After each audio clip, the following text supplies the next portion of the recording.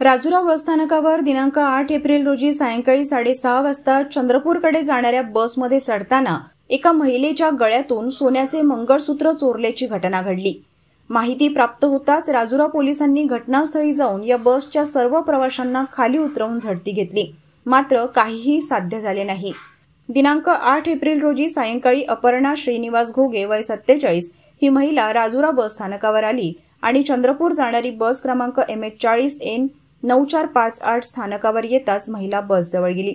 ती बसच्या गेटजवळ जाताच अज्ञात चोरट्यांनी या महिलेच्या गळ्यातील 3.5 तोळ्याचे मंगळसूत्रावर हात साफ केला।